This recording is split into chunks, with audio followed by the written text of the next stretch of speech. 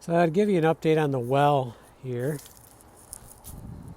I put these boards on here, and I've made a panel to go across here, so that once that panel is painted, we're going to paint it and then put it on. That'll close in this side. Now Amy's done a lot of nice painting here, you can see. And this is the bottom that was put on when we first purchased the house, so now it's all painted and protected. And this side, what I'm going to do here, you can see that this had at some point been taken apart here. So what I'm going to do is I'm going to take it apart, and they put a 2x4 in here, which really it's more like a 2x3. So I'm going to take this off, take all this off here, and I'm going to redo that panel.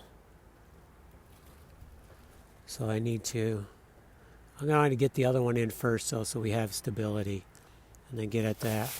I just noticed this. Here we have a spot here that must be it came off, so that's not good. I had refilled this in, so I'm going to have to get a piece of wood, drive it in there, and then cut that off and caulk it and get that filled in. We don't want water running in there. Okay, got to keep an eye on these things.